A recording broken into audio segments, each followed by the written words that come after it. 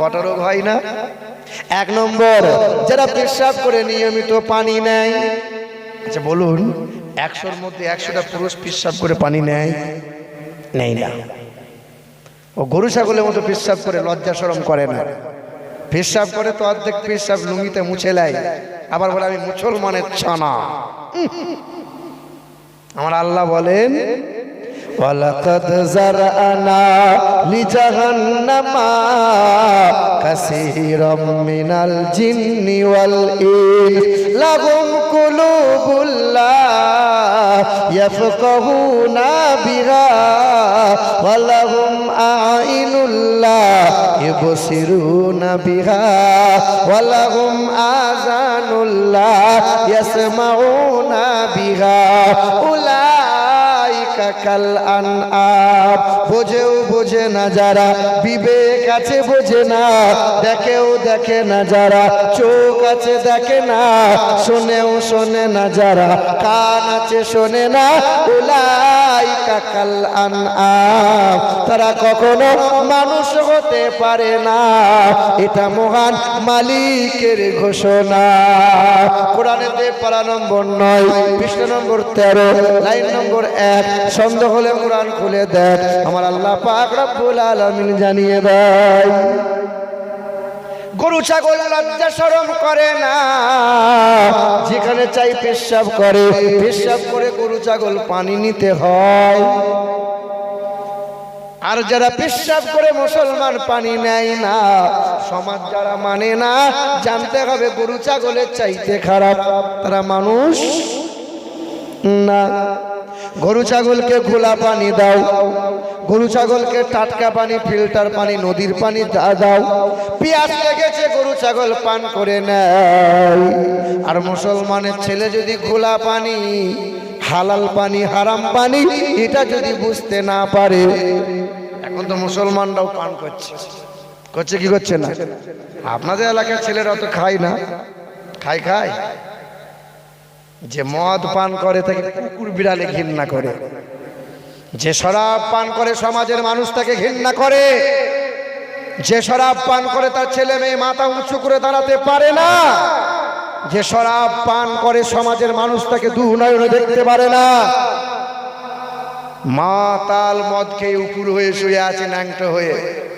দেখেননি যে মাতাল যে মদ পান করে, হিন্দুদের ধর্মগ্রন্থে লেখা আছে, কোরআনে তো 4 জায়গায় বলা আছে তোমরা শরাব পান করিও না।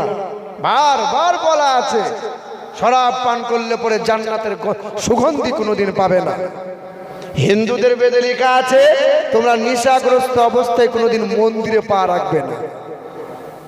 আবার দেখবেন দুর্গা পুজো, কালী পুজো হয়, এত পরিমাণে মদ পান করে ন্যাংটো হয়ে কখনো আবার বউকে মাও বলে ফেলে। হ্যাঁ, তো উপর হয়ে শুয়ে আছে। দেখবেন গুরুজনরা বলে নাকি লেবু জল দিলে পরে নাকি মাতালের নেশা কেটে যায়। হ্যাঁ করে উপর হয়ে শুয়ে আছে। একটা নিরীহ কুত্তা বলছে ঠিক আছে তুমি লেবু জলের শরবত আমি দেবো, তুই থাম। হ্যাঁ, ট্যাং তুলে দিয়েছে বুঝলেন। এ তখন জীব নেড়ে বলছে সাংঘাতিক শরবত রে, এ জাপানি শরবত দিল কে? কুকুর বলছে আমি ছাড়া আবার কে? কথা বুঝতে পারছেন না? মুসলমান যদি হারাম হালাল বুঝতে না পারে, কোনটা হারাম পানি কোনটা গোলা পানি, আমার আল্লাহ পাক জানিয়ে দেয়, জেনে রাখতে হবে মানুষের বাচ্চা নয়। উলাইকা কাল আনআম বাল হুম আযাল উলাইকা হুমুল গাফিলুন। তারা 4 পায়ে গরু ছাগল কুকুর বিড়ালের চাইতে খারাপ। বাল হুম আযাল উলাইকা হুমুল গাফিলুন, তারা পথভ্রষ্ট। আচ্ছা আপনার বাড়িতে গরু আছে না নাই? আচ্ছা এই যে গলার দড়ি যদি গোয়াল থেকে খুলে যায়, আপনার গ্রামের সামনে জমিটায় সরিষা বুনেছেন আপনি, সরিষা, আপনার গরুটা ছুটে এসে জমির সামনে দাঁড়িয়ে দাঁড়িয়ে চিন্তা করে এটা আমি খাবো না, পরের জমি খাবো আমি। আচ্ছা গরু এটা ভাববে না সামনে যেটাই পাবে সেটাই চালাবে?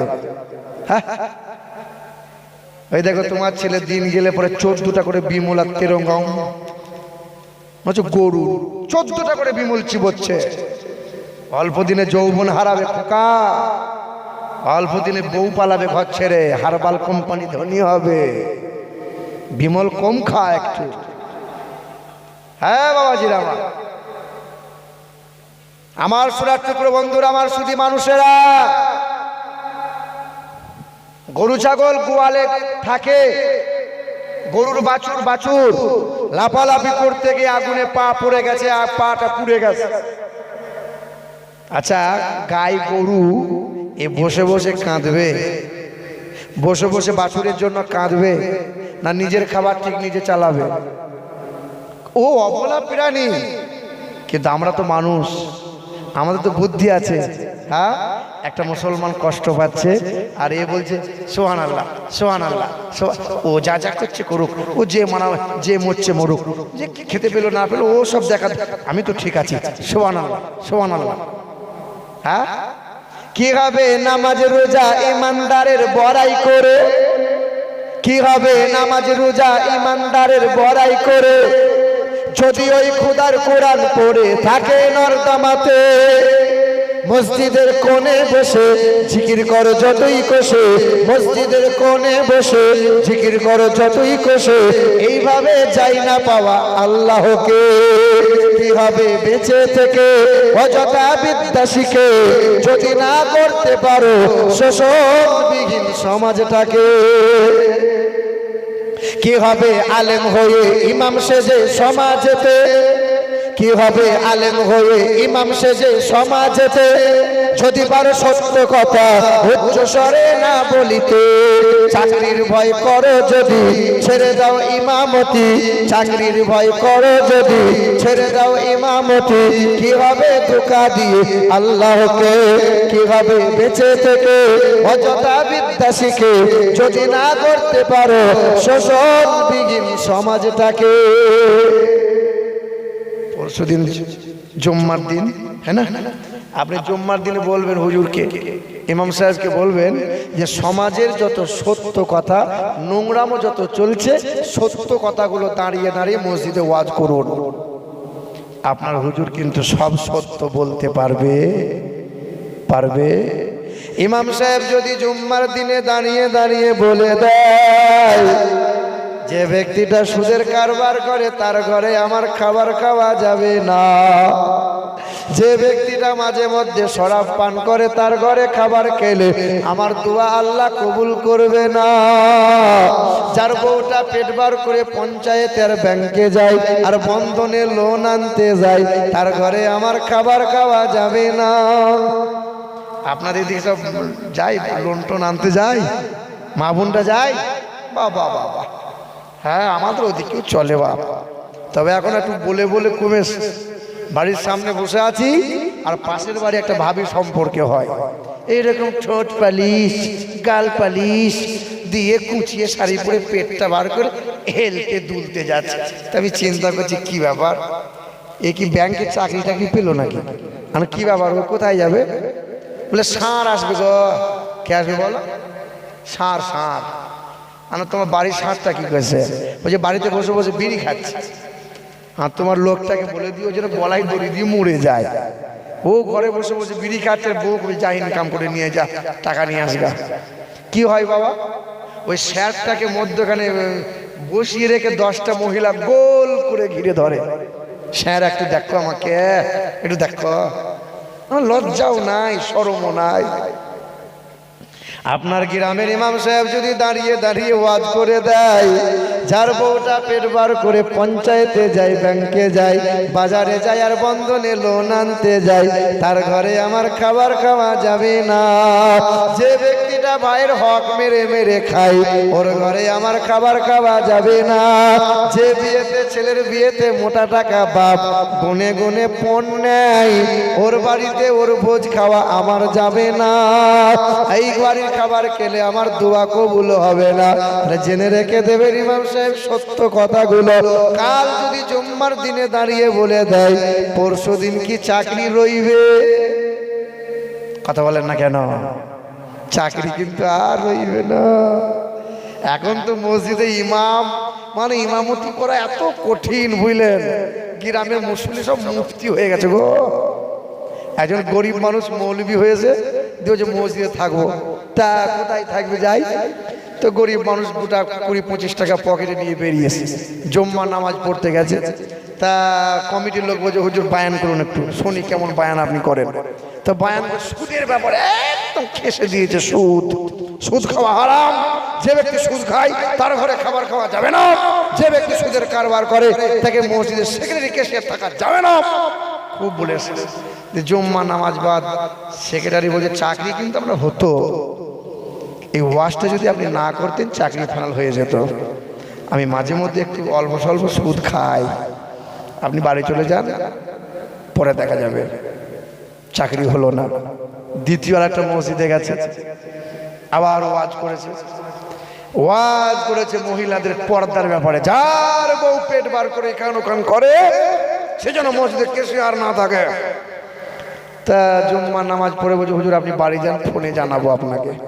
যে কেন, কি ব্যাপার? চাকরি আপনার হতো, আমি মতোয়াল্লি লোক, আমার বউটা একটু মাঝে মধ্যে পঞ্চায়েত যায়, আর আপনি যে ওয়াজ করেছেন চাকরি কিন্তু ওটা হবে না। তা মৌলভী সাহেব বাড়ি গেছে, তা মৌলভী সাহেবের বউ বলছে তুমি ওয়াজ করছো কেন মসজিদে গিয়ে, তুই বায়ান করো না, ডাইরেক্ট গিয়ে নামাজ পড়াবে, তুমি পাকামো করে আবার ওয়াজ করছো কেন? তো ঠিক বলেছে আর ওয়াজ করবো না, ওয়াজ করছি কিন্তু চাকরি হচ্ছে না, ওয়াজ কিন্তু আর করবো না। তৃতীয় জুম্মাতে একটা মসজিদে গিয়েছে, সোজা কিন্তু ডাইরেক্ট জুম্মার নামাজ পড়াবে, দিয়ে নিয়ত করেছে আলহামদুলিল্লাহি রাব্বিল আলামিন। সূরা ফাতিহাটা পড়ার পর লম্বা সূরা ধরেছে, ইয়াসিন ওয়াল কুরআনিল হাকীম ইন্নাকা লামিনাল মুরসালিন। এরকম করে জুম্মার নামাজটা পড়ার পরে মসজিদের যে সভাপতি ছিল বললেন, সে কেউটো সাপের মতো ফুলছে শুধু। তা বলছে কি হলো কি তোমার? বলছে মৌলভীকে ডাক। কেশিয়ারের নাম ইয়াসিন, তার বাপের নাম হলো হাকিম। ইয়াসিনের নাম হবে নামাজে, হাকিমের নাম হবে আমার নাম কই? তা বলছে মৌলভী বলছে আমি আর ইমামতি করবো না, আমি আর ইমামতি করবো না, তোরা ইমামতি করে চালা। কথা বুঝতে পারছেন? ইমামতি করা বা খুব জ্বালা। কিছু মানুষ দেখবেন শুধু মৌলভীদের খোঁচা মারে, এদিকে লোক নাই, আমাদের ওদিকে আছে কিছু কিছু লোক থাকে সমাজে, খোঁচা মারার লোক থাকে কি থাকে না বলেন? হে বাবা, ইমাম সাহেব বসে ছেলেগুলোকে কোরআন পড়াচ্ছে, একটা মুরব্বী লোক চাকরি থেকে রিটায়ার হয়েছে, বউয়ের কাছে সুখ সম্মান পায় না, তা মৌলভীকে খোঁচা মারবে, মানে এমন এমন প্রশ্ন করবে মৌলভী যেন উত্তর দিতে না পারে। এসছে আসসালামু আলাইকুম, ইমাম সাহেব বলছে এত সুর করে সালাম দেয় কে? ছেলেগুলো বলছে হুজুর ও সাংঘাতিক বিছুটি মাল, একটু সাবধানে। তো ঠিক আছে দেখি। তা বলছে ওয়ালাইকুম আসসালাম, কি ব্যাপার চাচা? বলছে বাপ আপনার কাছে এলাম গো। তা আমি যখন ঘর থেকে বেরিয়েছিলাম তখন আমার ঘড়িতে বাজে 8টা, এখন আপনার মসজিদে এখানে দাঁড়ালাম, এখন বাজে 10টা। কতক্ষণ লাগে? 2 ঘন্টা। আচ্ছা 2 ঘন্টা যদি আসতে সময় লাগে তাহলে আমার বয়স কত? তা মৌলভী সাহেব বলছে আপনার বয়স আপনি জানেন? আপনি জানেন? তো বলছে মৌলভীদের বুদ্ধি নাই, ঘরে বলতে পারে না। যারা বাংলা লেখাপড়া করে তারা জানে একটা অঙ্ক আছে, পুত্রের বয়স যদি এত হয় তো পিতার বয়স কত আছে, এরকম একটা অঙ্ক। এ কিন্তু ওই হিসেব ধরে প্রশ্ন করেছে 2 ঘন্টা আসতে যদি সময় লাগে বয়স আমার কত? তো 10 বছরের তালবিলিমটা মৌলভী সাহেবের কাছে পড়ছে আর বলছে হুজুর উত্তরটা আমি দেবো। তো দেখবেন যারা মাদ্রাসায় যারা পড়ে তালবিলিম যারা হয় তারা কিন্তু সাংঘাতিক জিনিস। কি বলছেন বলেন? হ্যাঁ খুব। তো 10 বছরের ছেলে তখন বলছে চাচা আপনার বয়স এখন 60 বছর। তো মুরব্বী ভাবছে যে বাচ্চা ছেলেটা তো বললো, ঠিকই তো বললো আমার বয়স 60, কিন্তু বাচ্চা ছেলে জানলো কি করে? বাবা তুই কি করে জানলি আমার বয়স 60 বছর? না চাচা আপনাকে শুনতে হবে না। না বাবা বল, বাবা কি করে জানলি? বলে চাচা রাগ করবে না। বলছে না বল বল। বলে আমার বাড়িতে আমার একটা বড় ভাই আছে, আমার বড় ভাইটার বয়স এখন 30 বছর।